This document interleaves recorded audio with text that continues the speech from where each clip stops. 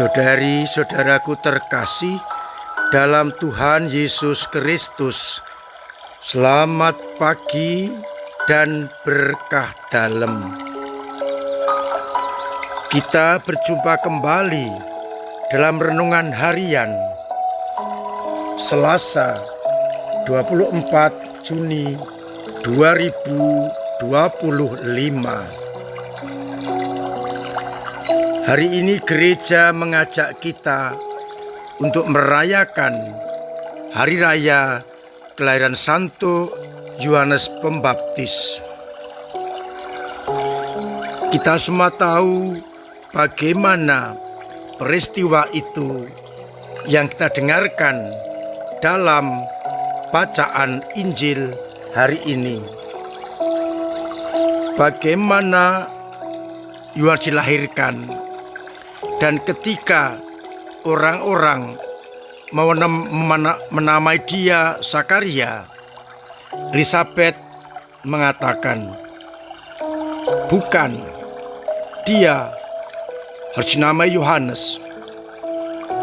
Dan ketika mereka mengatakan, tidak ada sanak keluargamu yang bernama Yohanes, mereka meminta kepada ayahnya nama apa yang akan diberikan kepadanya. Maka diberikan batu tulis kepada Zakaria, dan ia menuliskan namanya adalah Yohanes. Mereka semua tercengang, dan terjadilah mukjizat. Terbukalah mulut Zakaria, dan terlepaslah ikatan lidahnya. Ia bisa berbicara dan memuji Allah. Dalam bacaan yang pertama dari kitab Nabi Yesaya, ditegaskan oleh Nabi bahwa Allah akan membuat Dia menjadi terang bagi bangsa-bangsa. Sedangkan pada bacaan yang kedua dari Kisah Para Rasul, ditegaskan bahwa kedatangan Yesus disiapkan oleh Yohanes. Kita melihat sebelum kelahiran, pewartaan kabar sukacita ini pun sudah sangat menakjubkan. Zakaria ayahnya menjadi bisu ketika ia tidak percaya akan kabar malaikat yang menegaskan bahwa ia akan mempunyai anak.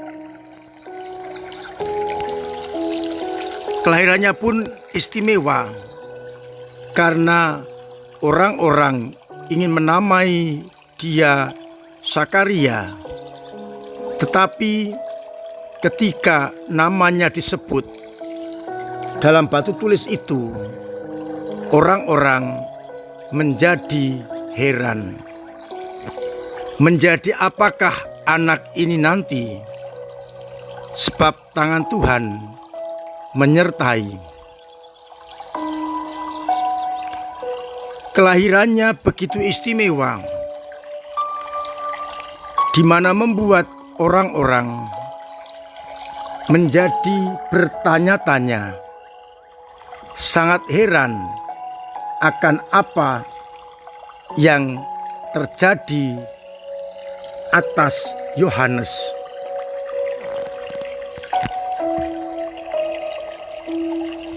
Mukjizat terjadi di mana ayahnya yang bisu kemudian bisa berbicara kembali. Orang-orang takjub, orang-orang meraba-raba, mau menjadi apakah anak ini nanti. Ia dilahirkan untuk menjadi pemersiap jalan Sang Mesias. Dialah yang akan membantu umat manusia menyambut kedatangan Sang terjanji penyelamat dunia.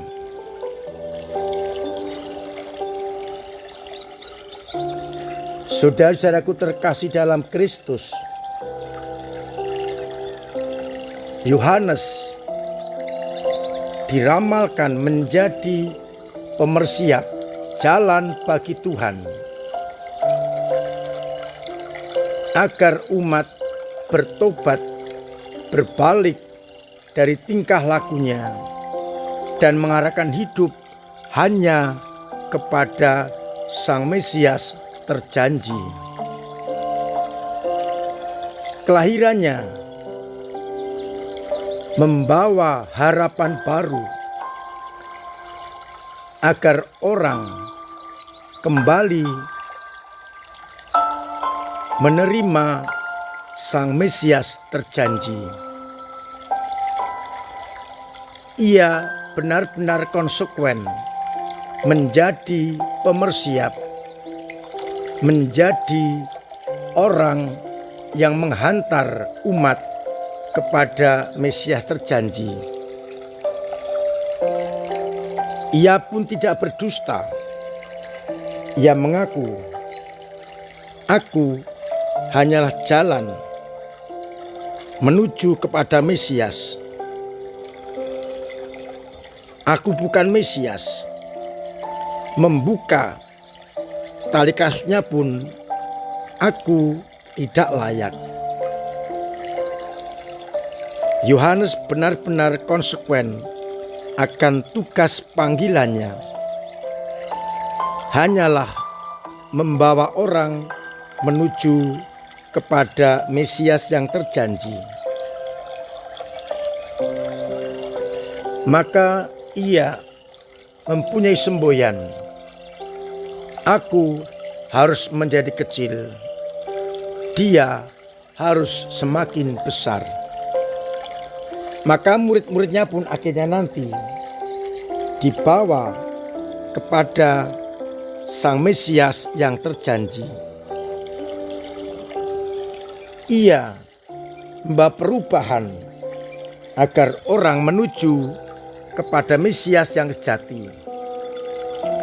Maka pertanyaan orang-orang yang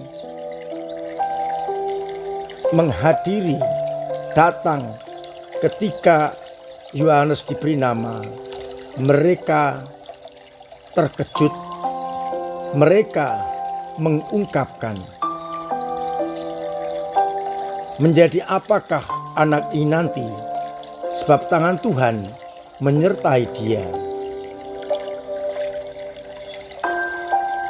Ia menjadi alat Tuhan untuk membawa bangsa-bangsa menuju kepada Sang Mesias, Sang Matahari sejati. Kita bersyukur karena Yohanes konsekuen dengan tugasnya, yakni meratakan jalan yang naik turun, bukit-bukit dikepras, dan meluruskan jalan yang berliku-liku, agar orang dengan mudah sampai kepada Sang Mesias sejati. Kita diajak untuk menjadi Yohanes masa kini yang bertugas membawa orang untuk datang kepada Yesus dengan cara kita masing-masing, dengan kesaksian hidup, dengan ambil bagian sebagai pewarta dan katekis, atau dengan cara apapun yang membuat orang lain datang kepada Yesus. Ia dilahirkan untuk membawa orang semakin mengaku Yesus, maka tugas kita adalah juga mempersiapkan jalan bagi orang-orang yang ingin mengenal Yesus. Maka pertanyaan permenungan, sudahkah hidupku menjadi pemersiap jalan orang-orang sampai kepada Yesus? Tuhan memberkati kita sekalian. Amin. Marilah kita berdoa. Bapa yang penuh kasih, kami bersyukur atas Yohanes yang Kau berikan kepada kami sebagai pemersiap jalan menuju Yesus Putra-Mu. Maka mampukan kami juga menjadi jalan pemersiap bagi saudara kami yang ingin mengenal Yesus Putra-Mu. Kuatkan kami, teguhkan kami, agar akhirnya apa yang kami kerjakan, yang kami hidupi, semakin membawa orang dekat dengan Yesus Putra-Mu. Kuatkan iman kami yang kadang lemah, kadang jatuh, kadang mandek, bahkan kadang hilang. Semoga Roh mendorong kami untuk tetap beriman kepada Putra-Mu. Semoga umat-Mu yang sakit Engkau sembuhkan, yang berpulang menghadap-Mu, Engkau terima dalam pangkuan-Mu, dan Engkau masukkan dalam kerajaan surga. Yang punya beban berat, Engkau ringankan. Yang punya persoalan, Engkau bantu untuk mengurai, agar akhirnya dalam situasi apapun kami tetap beriman kepadamu. Untuk itu, sertai kami dengan berkat-Mu sendiri, Bapa dan Putra dan Roh Kudus. Amin. Saudara-saudara terkasih, saya tetap mengingatkan dan mengajak untuk tetap memiliki pola hidup yang sehat, agar kita semua tetap sehat. Terima kasih untuk segala usaha panjenengan dalam ambil bagian di tengah-tengah gereja yang mewartakan Injil. Lewat doa-doa panjenengan, lewat pemberian diri, pemberian tenaga, pemberian waktu, entah sebagai katekis, sebagai ketua lingkungan, sebagai tim-tim yang sungguh memperkembangkan gereja, juga pemberian dana yang sangat membantu dalam gereja mewartakan Injil Kerajaan Allah. Hari ini akan ada misa pemberkatan jenazah pada pukul 1 siang di Dharma. Saudara kita, Bapak Robertus Kasmin Indrahadi berpulang menghadap Tuhan. Mari yang punya waktu kita sempatkan untuk mendoakannya dengan Ekaristi pada pukul 1 di Dharma nanti. Hari Kamis tanggal 26 adalah malam 1 Suro. Untuk ngururi kebudayaan, kita akan mengadakan misa malam 1 Suro jam 6 sore hari Kamis dengan berbahasa Jawa diiringi gamelan. Saya undang umat untuk hadir sekaligus nguri-uri kebudayaan, mempertahankan tradisi yang ada. Akhirnya saya mengucapkan selamat pagi, selamat merenungkan, salam sehat, Tuhan memberkati.